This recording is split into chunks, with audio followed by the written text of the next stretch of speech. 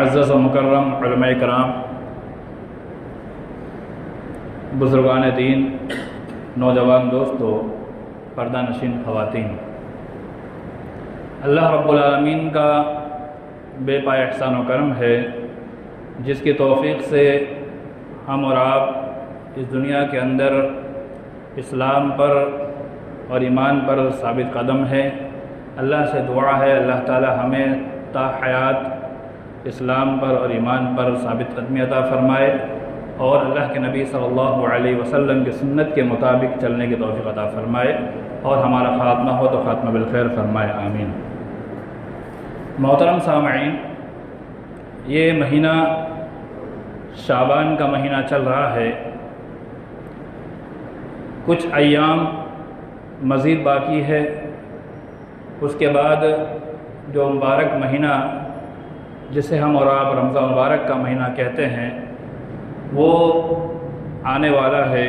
اللہ تعالیٰ سے دعا ہے اللہ تعالیٰ ہم تمام مسلمانوں کو وہ بابرکت مہینہ نصیب فرمائے اور اس میں ہمیں وہ اعمال کی توفیق عطا فرمائے جو اللہ رب العالمین نے ہمارے مقدر میں لکھے ہوئے ہیں یا شریعت میں جو اعمال ہمارے نصیبے میں اللہ تعالیٰ نے مقرر فرمائے ہوئے، اللہ تعالیٰ عمل کی توفیق عطا فرمائے۔ آج کے اس خطبہ جمعہ میں جس موضوع کا انتخاب کیا ہے، اسلام میں غربت کا علاج، اس ٹاپک کا منتخب کرنے کا جو مقصد ہے وہ مقصد میں پہلے آپ کے سامنے واضح کر دوں تاکہ بات کو سمجھنے میں آسانی ہو اور ہمارا ذہن اسے قبول کرے اور صحیح طور پر صحیح ڈائریکشن میں ہم اس عنوان کے مطابق اپنے آپ کو چلانے کے قابل بنائیں۔ عموماً رمضان مبارک کے مہینے میں مسلمانوں کی جانب سے زکوٰۃ کی تقسیم ہوتی ہے، خیرات کی تقسیم ہوتی ہے۔ مسلمان رمضان مبارک کے مہینے کے اندر کثرت کے ساتھ اللہ کے راستے مال خرچ کرتا ہے اور اس مہینے میں لینے والے بھی زیادہ ہو جاتے ہیں دینے والوں کے مقابلے میں۔ دیکھا جائے 20% دینے والے ہوتے ہیں، 80% لینے والے ہوتے ہیں۔ یہ ایک تخمینہ لگا رہا ہوں، کوئی حتمی نہیں ہے، لیکن اس طرح کنڈیشن مسلمانوں کی بن جاتی ہے۔ دوسری چیز، مسلمانوں کے مقابلے میں لینے والے کئی غیر مسلم بھی مسلمانوں کا حلیہ اختیار کر کے آتے ہیں، جبکہ اسلام نے سب سے زیادہ غربت کا علاج بتایا ہے۔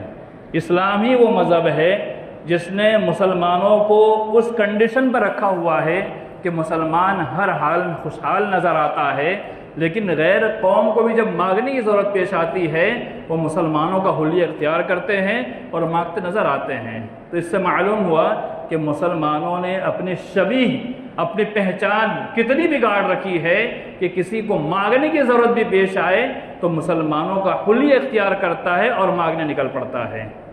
تو اس لیے اس موضوع پر انشاءاللہ آج کے اس خطبہ میں جو وقت مقررہ ہے اس میں انشاءاللہ جتنے دلائل آپ کے سامنے پیش کر سکوں گا اتنے کرنے کی کوشش کروں گا۔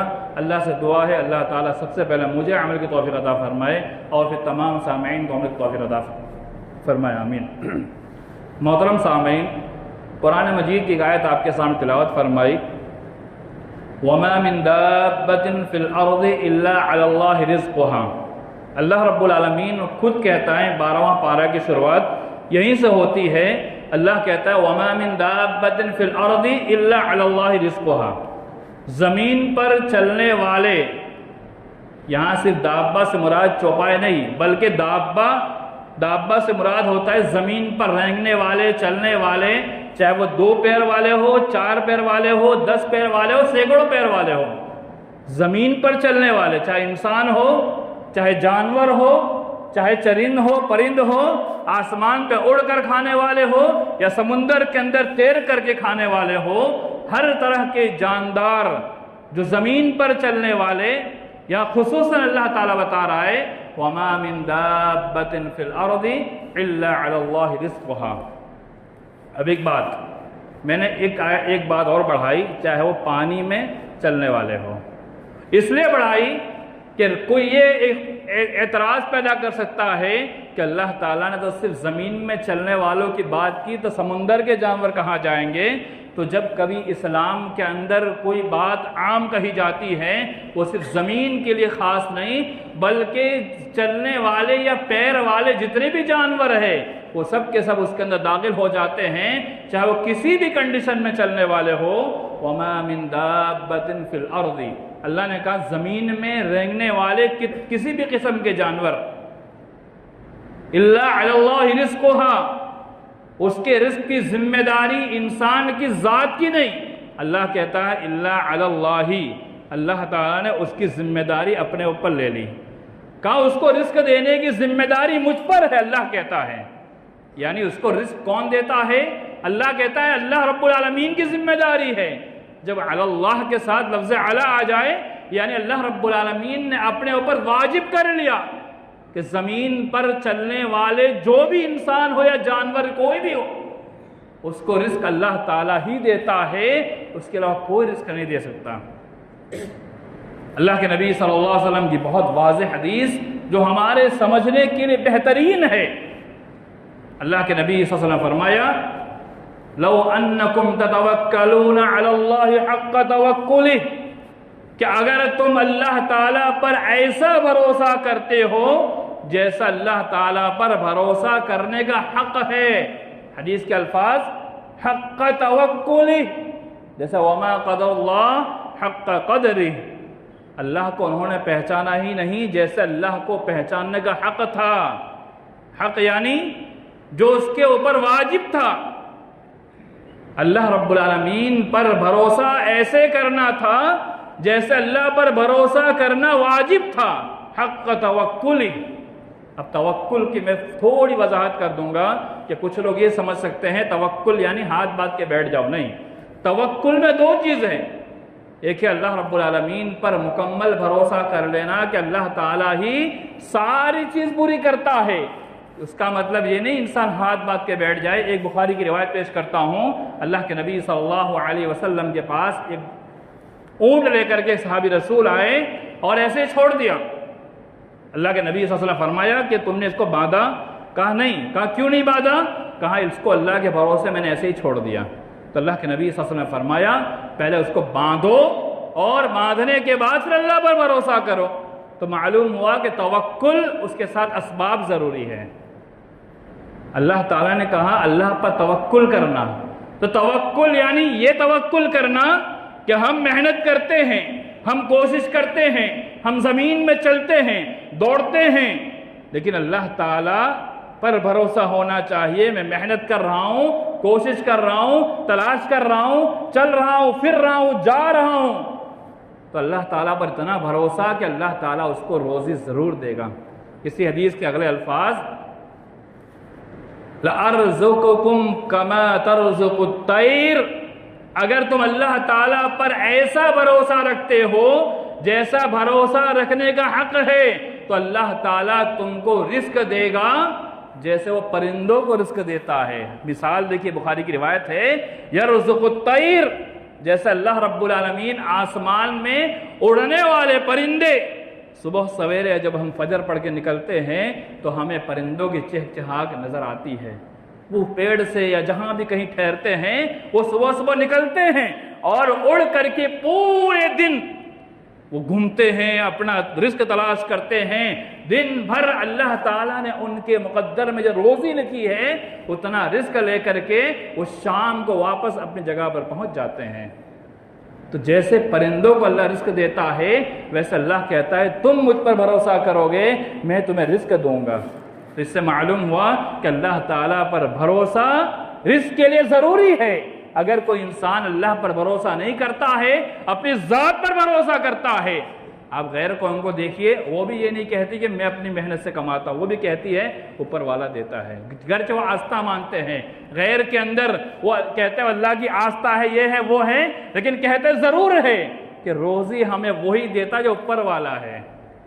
کسی بھی مذہب کو ماننے والے، دین کے ماننے والے، ان کا بھی یہ عقیدہ ہے، تو ہمارا بھی عقیدہ ہونا چاہیے کہ ہم اللہ تعالیٰ پر اتنا بھروسہ کریں جتنا اللہ تعالیٰ کہ نبی صلی اللہ علیہ وسلم نے فرمایا بھروسہ کرنے کا حق ہے تو اللہ تعالیٰ ضرور روزی سے نوازے گا، ضرور اس کو دے گا، بے تحاشا روزی دے گا۔ اللہ تعالیٰ نے روزی دینے کا ذمہ لیا ہے تو اللہ تعالیٰ ضرور دے گا۔ اب آئیے میں آپ کے سامنے تھوڑی وضاحت کروں، غربت کس کو کہا جاتا ہے؟ غربت، آج مسلمان یہ سوچتے ہیں کہ ہم غریب ہیں، ہم غریب ہیں، غریب ہے ہمارے کہنے سے غریب نہیں ہو جائے گا۔ غریب کس کو کہا جاتا ہے یہ سمجھنا بھی ضروری ہے۔ مفسرین نے غریب کا جو معنی لکھا ہے، مفسر یعنی قرآن مجید کی آیت کی تفسیر کرنے والے، انما الصدقات للفقراء والمساکین، تو فقیر اور مساکین کو غریب کہا جاتا ہے۔ اب غریب کی جو تفسیر میں نے اور آپ نے نہیں، مفسرین نے جو لکھی ہوئی ہے، مفسرین کہتے ہیں غریب وہ ہے کہ اگر اس کا 3 چیزیں کھانا، رہنا اور پہننا اگر مکمل نہیں ہوتا ہے، یعنی 1 مہینے کی سیلری انسان کماتا ہے، اس 1 مہینے کی سیلری سے اگر اس کا کھانا پورا نہیں ہو پا رہا ہے، اس کا پہننا پورا نہیں ہو پا رہا ہے، یا رہنے کا انتظام نہیں کر پا رہا ہے تو وہ غریب ہے۔ اگر اس کا کھانا پورا ہو جا رہا ہے، فضول خرچی نہیں، جو انسان کے روٹین کا جو کھانا ہوتا ہے، نارمل کھانا، اس کی بات چل رہی ہے، ورنہ انسان روز ہوٹل میں جائے کھانے جائے تو 2-2 ہزار کا بل روز بنے گا، تو دیکھا جائے 60,000 روپیہ نارمل کھانا، 300 400 500 نارمل گھرانے کا۔ اللہ نے بہت نوازا ہے تو اللہ تعالیٰ کی دی ہوئی نعمت سے زیادہ کھاتے وہ الگ چیز ہے۔ نارمل کھانا 300 400 سے 500 24 گھنٹے کا، اس کو مہینے کے اوپر جوڑا جائے تو انسان کھانا کھا لے، اپنے فیملی کو کھلا دے، اور کپڑا پہننے کی ضروریات جو ہے، ضروریات کے اندر لاکھ برانڈ والا نہیں، بلکہ انسان اپنے تن کو چھپا سکے، نارمل کپڑا، اور رہنے کے لیے ایک سکون دہ گھر۔ کروڑ روپے کا گھر یہ شرط نہیں ہے، بلکہ اگر وہ کم سے کم قیمت کے اندر گھر بنا سکتا ہے، یا پھر کرائے پر کم سے کم کرائے کا گھر لے کر کے وہ رہ سکتا ہے، تو یہ 3 چیزیں اگر مہینے کی سیلری سے پوری کر سکتا ہے، یا سالانہ سیلری سے وہ پورا کر سکتا ہے، تو وہ غریب نہیں ہے۔ یہ میں نہیں کہتا، مفسرین کہتے ہیں اسلام کی یہ تعلیم ہے۔ اگر وہ پوری نہیں کر سکتا تو غریب ہے، اگر پوری کر لے جاتا ہے تو اپنا آپ غریب نہ کہے، غریب نہ سمجھے، وہ اپنا آپ غریب کے اندر داخل نہ کرے۔ اب سوال یہ پیدا ہوتا ہے اگر بیمار ہو جائے تو علاج کے لیے گورنمنٹ نے جو آج کل سہولیات دی ہوئی ہے، ان سہولیات سے پہلے فائدہ اٹھانے کی کوشش کریں۔ آج مسلمانوں کی حالت یہ ہے، سب سے پہلے لوگوں کے سامنے ہاتھ پھیلانا۔ اگر آپ کے پاس حیثیت ہے تو آپ اپنے پیسے سے کیجئے، لیکن اگر حیثیت نہیں ہے تو پہلی فرصت میں کسی کے سامنے ہاتھ پھیلانے کے بجائے ہم گورنمنٹ کے جو سہولیات ہے اس سے پہلی فرصت میں فائدہ اٹھائے، کیونکہ یہ اس مانگنے سے بہتر ہے۔ ہاں، اس کے باوجود اگر ہماری ضرورت پوری نہ ہو تب اسلام نے اجازت دی ہے کہ آپ زکوٰۃ کے مال میں سے، صدقات کے مال میں سے، خیرات کے مال میں سے آپ لیں۔ اگر آپ کی ضرورت نہیں ہے تو آپ کے لیے کوئی گنجائش نہیں ہے۔ اب ایک چیز اور علماء کرام نے بڑی شدت سے ایک چیز پیش کی ہے، بہت سختی سے پیش کی ہے، وَلَا تَأْكُلُوا أَمْوَالَكُمْ بَيْنَكُمْ بِالْبَاطِلِ۔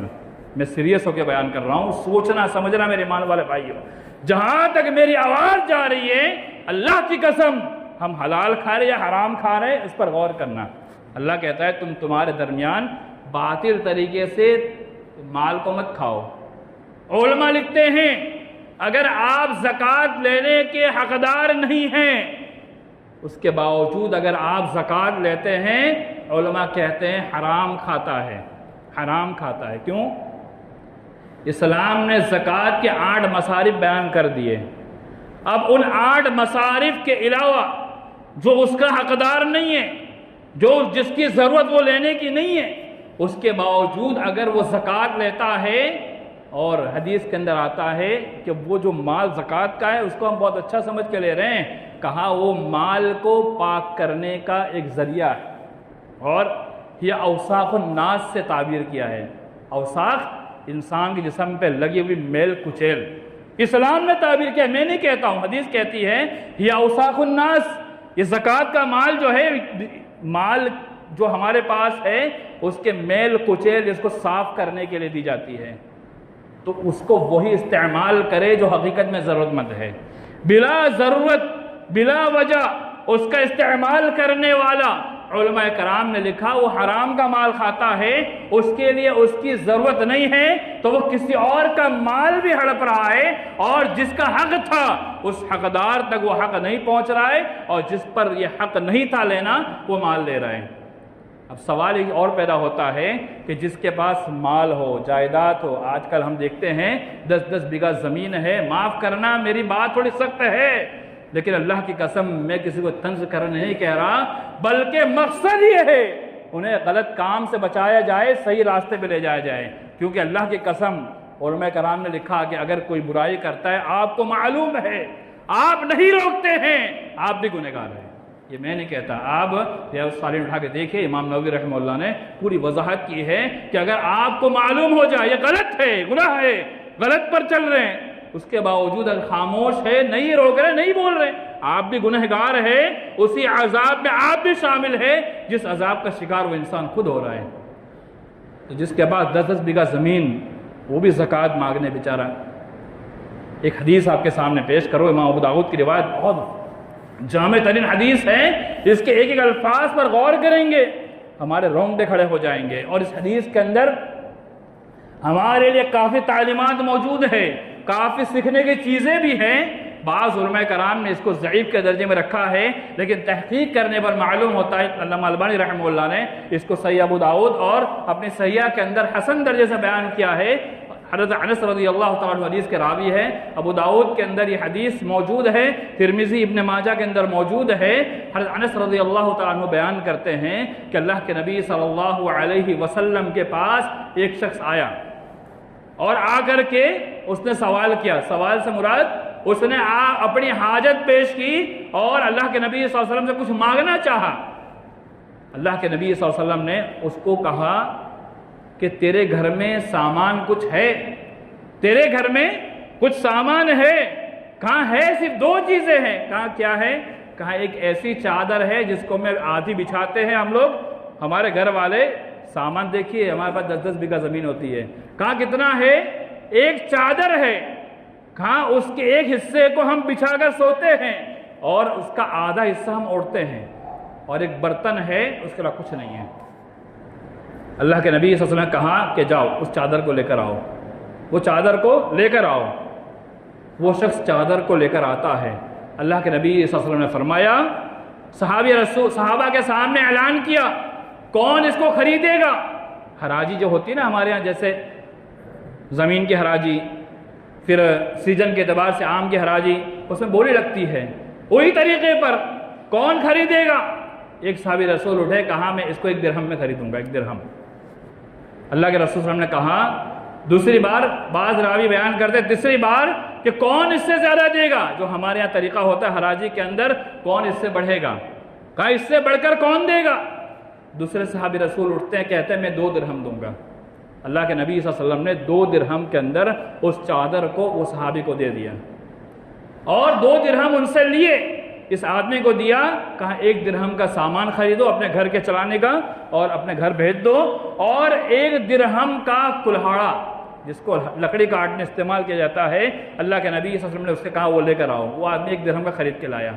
آپ صلی اللہ علیہ وسلم نے اپنے ہاتھ سے لکڑی جو ہم کلہاڑی کے اندر لگاتے ہیں، راوی حدیث بیان کرتے اللہ کے نبی صلی اللہ علیہ وسلم نے اپنے ہاتھ سے اس کے اندر اس لکڑی کو ڈالا، فٹ کیا، اور کہا جنگل میں جاؤ، اور دن مقرر کر دیے، کہا 15 دن تک، حدیث کا الفاظ ابو داؤد کے، 15 دن تک مجھے نظر مت آنا، 15 دن تک جاؤ، جنگل میں جاؤ، لکڑی کاٹو، اس کو بیچو، لکڑی کاٹو اور اس کو بیچو۔ وہ صحابی بیان کرتے ہیں کہ 15 دن کے بعد جب میں اللہ کے رسول صلی اللہ علیہ وسلم سے ملنے آیا، 1 درہم کا کلہاڑا خالی لے کر گئے تھے بس، اور کچھ نہیں، 1 روپیہ ساتھ میں لے کے نہیں گئے۔ کہا 15 دن بعد جب میں آیا میرے پاس 10 درہم تھے، 10 درہم، کہا 10 درہم میرے پاس تھے۔ اللہ کے نبی صلی اللہ علیہ وسلم نے اس کے آدھے یعنی 5 درہم سے سامان خریدوا کر کے ان کے گھر بھیجوایا، اور دیگر ضروریاتی چیزیں آدھے سے یعنی 5 درہم سے اس سے خریدوائی۔ اسی حدیث کے اگلے جملے جو ہے بہت جامع ترین ہے، اگر بلا ضرورت کوئی آدمی بھیک مانگتا ہے، سوال کرتا ہے، قیامت کے دن اس کے چہرے پر بند ہوگی، نقطہ ہوگا، نشانات بن جائیں گے، دکھایا جائے گا یہ آدمی دنیا کے اندر بلا ضرورت مانگا کرتا تھا۔ اور اسی حدیث کے اگلے جملے کہ 3 طرح کے لوگ ایسے ہیں جن کے لیے مانگنا جائز ہے، سوال جائز ہے۔ پہلا انسان جو غریبی میں اتنا ڈوب جائے کہ بیوی بچوں کے خرچے بھی نہ اٹھا پائے یا اپنے آپ کا خرچہ بھی نہ اٹھا پائے کسی مجبوری کی وجہ سے۔ دوسرا وہ انسان جو قرض کے اندر ڈوب جائے، قرض انسان ہے، قرض پر آ جاتے ہیں۔ آج ہم بلا ضرورت لوگوں کو مال تو بہت دیتے ہیں، لیکن کوئی انسان بیچارہ کاروبار کو لے قرض میں ڈوب جائے تو ہم اس کو 1 روپیہ خرچ بھی کرنا نہیں چاہتے، اس کو فراڈ بول کر دور کر دیتے ہیں، جبکہ ہمیں معلوم ہے یہ بیچارہ اچھا کماتا تھا، کھاتا پیتا تھا، اپنا گزران چلاتا تھا، اچانک قرض آ گیا، آخری جو مسئلہ اس کا آتا ہے بینک کی طرف لوٹتا ہے۔ تو ہم نے جو اپنے تنگ دامنی کے شکار ہوئے، دل کو تنگ کیا، وہ بینک کی طرف لوٹا۔ قرض اندار انسان جو قرض میں ڈوب گیا ہو، اگر ہمیں معلوم ہو جائے کہ یہ قرض میں اتنا ڈوبا ہوا ہے تو اپنے مال میں سے ہم اس کے قرض کو ادا کریں۔ اور تیسرا انسان، اس نے کسی کو قتل کر دیا، کسی انسان کو قتل کر دیا، اب اس کے اوپر خون کی دیت واجب ہو گئی، یعنی اگر 100 اونٹ اس کی قیمت ادا کرنی ہو، اس کے پاس مال نہ ہو تو ہم اپنے مال میں سے اس کو مال دے کر کے اس کی دیت ادا کر سکتے ہیں۔ یہ 3 قسم کے لوگ اس حدیث میں بتائے گئے، جو سوال کر سکتے ہیں، زکوٰۃ کے مال لے سکتے ہیں، یا پھر اس کے علاوہ جو ضروریات اس کی پیش آتی ہے، وہ اسی 3 قسم کے لوگ ہیں۔ باقی کسی کے لیے اسلام نے یہ گنجائش نہیں رکھی کہ وہ مزید بڑھ کر کے اس میں حصہ لیں۔ اس کے علاوہ اللہ رب العالمین نے سورہ توبہ کے اندر 8 قسم کے لوگ بتائے ہیں۔ وہ 8 قسم کے لوگ جو زکوٰۃ لے سکتے ہیں، وہ بالکل مختصر بتا دوں آپ کے سامنے۔ انما الصدقات للفقراء والمساکین، پہلے نمبر پر مسکین اور فقیر۔ مسکین فقیر کہا جاتا ہے جس کے پاس تھوڑا ہی مال ہو، یعنی آدھا دن گزارنے کا مال ہو، یا پھر وہ انسان جس کا کچھ بھی مال نہ ہو، اس کو مسکین فقیر کہا جاتا ہے۔ والعاملین علیہا، پہلے کے دور میں یہ تھا کہ بیت المال کی جانب سے ایک آدمی مقرر کیا جاتا تھا، وہ امیروں کے پاس مال لا کر کے بیت المال جمع کرتا تھا، وہ عامل ہے، اس کے اوپر بھی خرچ کیا جا سکتا ہے۔ والمؤلفۃ قلوبہم، تالیف قلب کے لیے، یعنی اگر کوئی اسلام کے خلاف بغاوت کرتا ہے تو اس کے دل کو نرم کرنے کے لیے، یا پھر وہ اسلام کی طرف مائل ہوتا ہے، اس کو مزید مائل کرنے کے لیے اس پر خرچ کیا جا سکتا ہے۔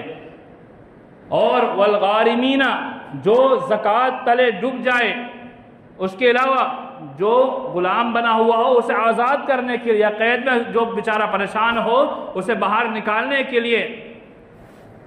اس کے علاوہ اسلام نے مزید اس کے لیے جو اللہ کے راستے میں نکلنے والے، یعنی جہاد کے لیے، جنگ کے لیے، اللہ کے راستے میں جو بھی کام کرنے والے ہیں، علماء کرام نے تھوڑی وسعت رکھی ہوئی ہے کہ اللہ کے راستے سے مراد یعنی دین کے لیے جو بھی کوشش کرتا ہے، اب اس کے پاس اگر دین کے راستے میں اپنا وقت لگانے کی وجہ سے کمانے کا وقت نہیں بچتا ہے تو اس کے اوپر خرچ کیا جا سکتا ہے۔ اسی طرح 8 قسم کے لوگ جن پر زکوٰۃ دی جا سکتی ہے، آپ سورہ توبہ کے اندر اچھے طریقے اس کو پڑھ سکتے ہیں۔ ہاں، اس حدیث کے اندر میں آپ کے سامنے پیش کر رہا تھا کہ اللہ کے نبی صلی اللہ علیہ وسلم نے وہ صحابی کو مال نہیں دیا، بلکہ طریقہ بتایا کہ جاؤ اور کماؤ، اور کما کر اپنا گزران چلاؤ۔ آج ہمارے معاشرے کے اندر ہم مال دے کر چھٹی کر لیتے ہیں۔ یہ طریقہ ضرورت پوری کرنے کا ہو سکتا ہے، وقتی ضرورت پوری ہو سکتی ہے، لیکن اسلام کا زکوٰۃ کو لازم کرنے کے کئی ایک وجوہات ہے۔ ان وجوہات میں سے پہلی وجہ جو ہے کہ مسلمانوں کو غربت سے باہر نکالا جائے۔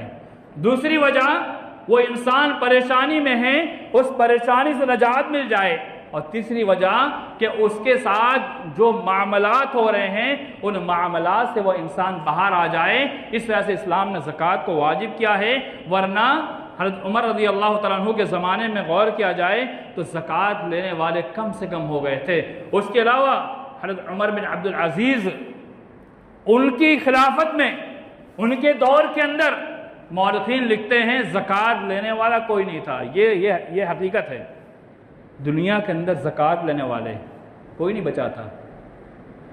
نظام چلایا، بہترین نظام کے ذریعے سے جو زکوٰۃ دینے والے ہیں انہوں نے صحیح طور پر زکوٰۃ نکالی، اور لینے کے جو حقدار ہیں ان کو دیکھ کر کے زکوٰۃ پہنچائی جاتی، تو ایک دن ایسا آیا کہ زکوٰۃ لینے والے باقی نہیں تھے۔ تو ہماری بھی یہ چاہت ہونی چاہیے ہم زکوٰۃ وہیں خرچ کریں جہاں پر ہماری زکوٰۃ صحیح طور پر جائے۔ اور ایک بات میں پیش کر دوں، علماء کرام لکھتے ہیں زکوٰۃ دینے کے معاملے میں ہم بہت کوتاہی کے شکار ہیں، جس کو منمایا پکڑا دیا۔ علماء لکھتے ہیں زکوٰۃ آپ کی ادا نہیں ہوگی، زکوٰۃ آپ کی ادا نہیں ہوگی اگر آپ نے بلا تحقیق کے، بلا سمجھے ہوئے وہاں زکوٰۃ دے دی جو زکوٰۃ کا حقدار نہیں تھا۔ اب آپ کی زکوٰۃ ادا نہیں ہوئی، گرچہ آپ نے 2 لاکھ زکوٰۃ دے دی، آپ کی زکوٰۃ قبول نہیں ہوئی۔ اب علماء کہتے ہیں دوبارہ زکوٰۃ دینی پڑے گی، وہ 2 لاکھ روپے آپ کے ایسے ہی چلے گئے، دوبارہ زکوٰۃ دینی پڑے گی اس کو جو زکوٰۃ کا حقدار تھا۔ تو دینے کے معاملے میں بھی ہمیں بہت حساس ہونا ہے، بہت سوچ سمجھ کے کام لینا ہے، بہت زیادہ غور و فکر کے بعد ہمیں اس معاملے کو کرنا ہے کہ وہ حقدار ہے یا نہیں ہے۔ تو زکوٰۃ کا نصاب جو ہے یہ غربت کو دور کرنے کے لیے، غربت بڑھانے کے لیے نہیں ہے، اور ہر انسان غریب نہیں ہے۔ جو اپنا آپ غریب سمجھتا ہے وہ اپنا آپ کو پہلے دیکھے کہ ہم غربت کے دائرے میں آتے ہیں یا نہیں آتے ہیں۔ اب ایک دو باتیں مزید پیش کروں۔ آج کل جو نظام، اسلام نے جو نظام بنایا ہے وہ نظام کو دیکھیں اور دور جدید کا نظام دیکھیں۔ قرآن کہتا ہے یمحق اللہ الربا ویربی الصدقات۔ اسلام نے اگر سود کو ختم کیا ہے تو صدقات کو بڑھاوا دیا ہے۔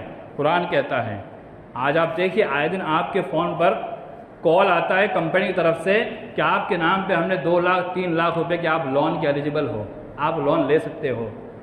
کیا فائدہ ہوگا؟ کہاں آپ اپنی زندگی آگے بڑھا سکتے ہو، کہاں مہینہ کتنا دینا ہے، کہاں 8,000 9,000 آپ کو مہینہ پے کرنا ہے۔ ایک انسان بیچارہ مہینے کا 10,000 12,000 کماتا ہو، اب وہ لون لے کے بیٹھ جائے۔ اب اتفاق یہ ہوا کہ اس پر ایسے حالات آگے وہ 2-2.5 لاکھ جو لیا وہ خرچ ہو گیا، ختم ہو گیا۔ اب ہر مہینے 8,000 روپے کہاں سے لائے گا؟ 8,000 روپے ہر مہینے کہاں سے لائے گا؟ میرے پاس بھی کچھ دن پہلے فون آیا، میں اپنی حقیقت بتاؤں، میرے سے جو بات ہوئی، فون آتا ہے کہ 2.25 لاکھ کے لون آپ لے سکتے ہو۔ میں نے کہا فائدہ کیا ہوگا؟ کہتے 8,000 روپے آپ ہر مہینے پے کرو اور اس سے آپ اپنی زندگی آگے بڑھا سکتے ہو۔ میں نے اس سے ایک ہی سوال کیا، اس نے فون کٹ کے بھاگا۔ میں نے کہا یہ ذمہ داری لے سکتے ہو کہ اگر آپ کے لون لینے کے بعد میرے پاس پیسہ ختم ہو گیا اور میری انکم 8-10 ہزار روپیہ ہو اور میں آپ کے 8,000 نہ دے پاؤں، آپ معاف کرو گے؟ کہا کمپنی معاف نہیں کرتی ہے۔ تو میں نے کہا کہ آپ فائدہ کہاں دے رہے ہو؟ آپ تو لوگوں کو غربت میں مزید ڈال رہے ہو، لوگوں کو پریشانی میں ڈال رہے ہو۔ اس کمپنی کا ابھی تک فون نہیں آیا۔ کیوں؟ وہ سمجھ گیا کہ یہ کچھ اور دماغ لے کے چل رہے ہیں۔ میرے مان والے بھائیوں، بتانے کا مقصد یہ ہے کہ یہ جو ٹیلی فون اور فون کے ذریعے سے کہا جاتا ہے آدھے گھنٹے میں آپ کا لون پاس ہو جائے گا، آدھے گھنٹے میں۔ اسلام نے کہا یمحق اللہ الربا، اللہ نے سود کو مٹا دیا، ختم کر دیا۔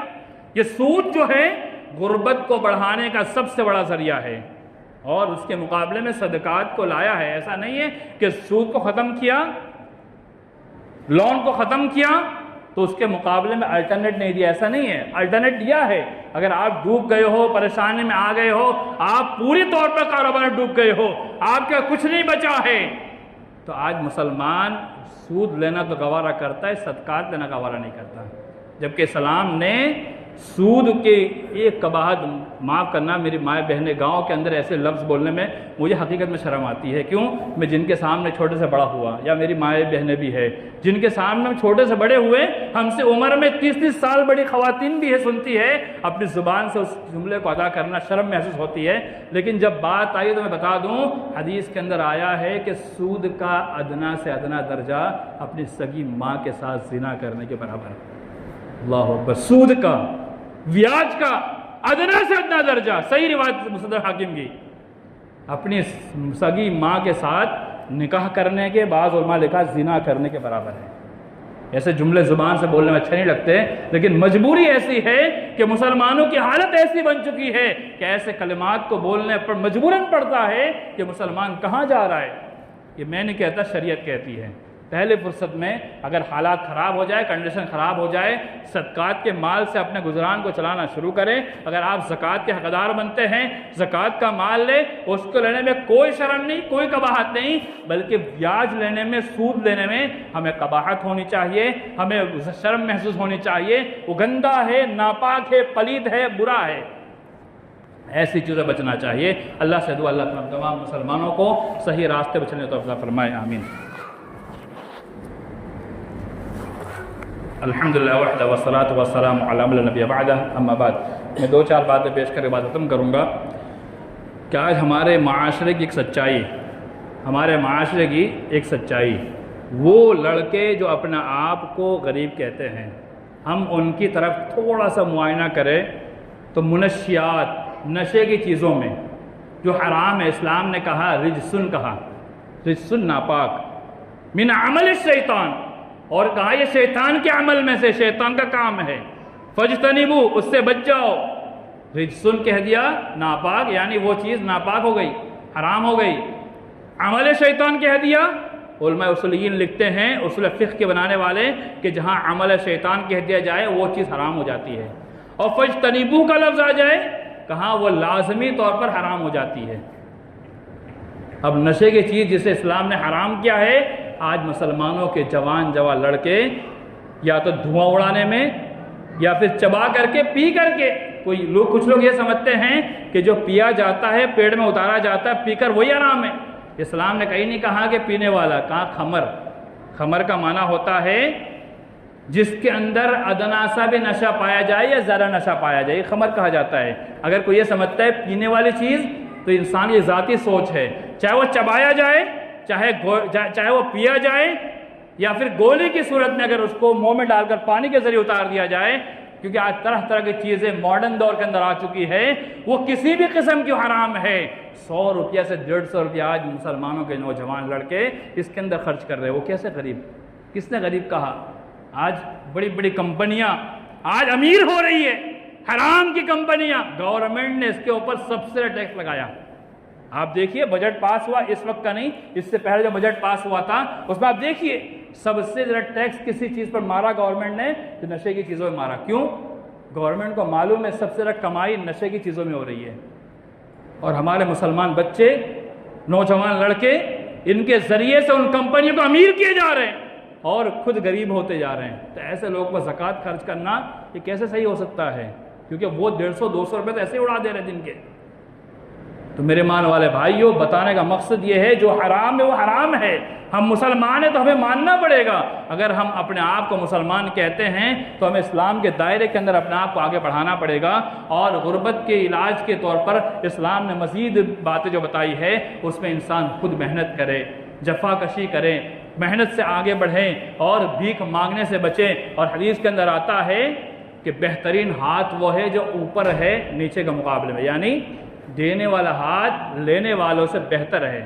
تو ہماری کوشش ہونی چاہیے ہم اتنی محنت کریں، ہمارے اندر کمانے کی آگ اتنی جل جائے کہ ہم ادنا سے ادنا کام بھی کرنے میں نہ شرمائے، یعنی کتنا بھی گرا ہوا چھوٹا کام کیوں نہ ہو اس کو کرنے بھی شرم نہیں آنا چاہیے۔ شرم تو اس چیز میں آنا چاہیے کہ ہمیں لوگوں سے مانگنا پڑے گا، لوگوں کے سامنے ہاتھ پھیلانا پڑے گا، لوگوں کے سامنے جا کر کے رونا پڑے گا، گڑگڑانا پڑے گا، اس میں شرم آنی چاہیے۔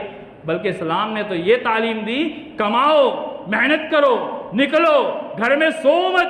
اور اسلام ایک حدیث پہ اس کے بعد ختم کرتا ہوں، اللہ کے نبی صلی اللہ علیہ وسلم نے فرمایا اللہم بارک لامتی فی بکورہا، کہ اللہ میری امت کے صبح سویرے میں برکت عطا فرما۔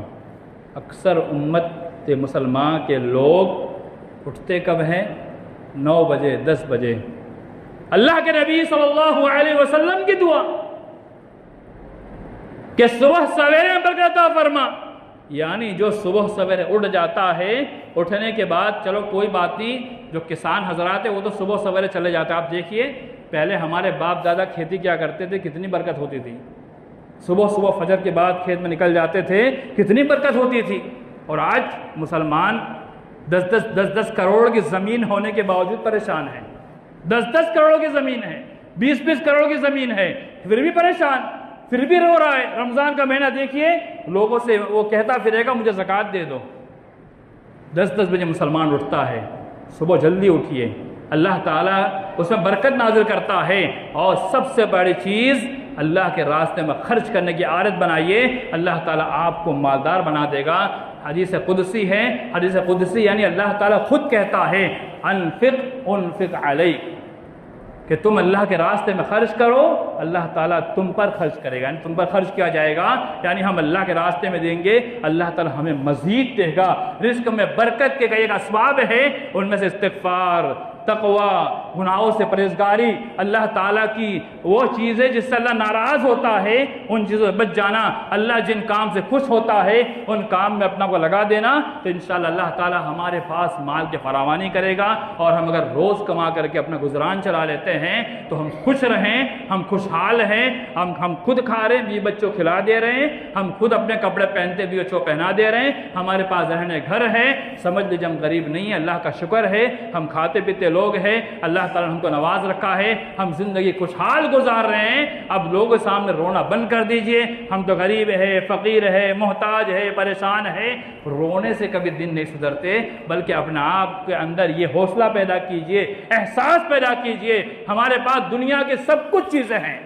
وہ لوگ جن کو ایک ٹائم کا کھانا بھی نہیں ملتا ہے، ہم اس سے تو بہت بہتر ہے، تو اگر ایک دن کا کھانا ہو، پہننا ہو، رہنا ہو، خوش ہو جائیے، اللہ کا شکر ادا کیجئے، اپنے آپ کو غنی مانیے، غریب من مانیے، اپنے آپ کو محتاج من مانیے ہم بڑے مالداروں میں سے ہمارا شمار ہے۔ اللہ تعالی ہم تمام مسلمانوں کو غربت سے بچائے اور غربت جیسے آفت سے دور رہنے کی توفیق عطا فرمائے، محنت کی توفیق عطا فرمائے، اور ہم تمام مسلمانوں کو مانگنے سے بچنے کی توفیق عطا فرمائے۔ یا اللہ ہمارے حالات ایسے نہ بن جائے کہ ہمیں کسی کے پاس ہاتھ پھیلانے پڑ جائے، یا اللہ ہمارے حالت ایسے بنا دے کہ اللہ ہمیں کسی کے پاس جا کر کے مانگنے کی ضرورت نہ پیش آئے۔ یا اللہ ہمارے حالات کو بدل دے، حالات کو سدھار دے، جن کے کاروبار میں یا اللہ کمی ہے، اللہ ان کے کاروبار میں بڑھوتری عطا فرما۔ یا اللہ جو اپنے کام کاج کر کے پریشان ہے، یا اللہ ان کے کام کاج کے اندر برکت عطا فرما، آمین۔ عباد اللہ رحمني رحمكم الله ان الله يأمر بالعدل والإحسان وإيتاء ذي القربى وينهى عن الفحشاء والمنكر والبغي يعظكم لعلكم تذكرون اذكروا الله يذكركم وادعوه يستجب لكم ولذكر الله تعالى عز وأجل ولأكبر. أقيموا الصلاة.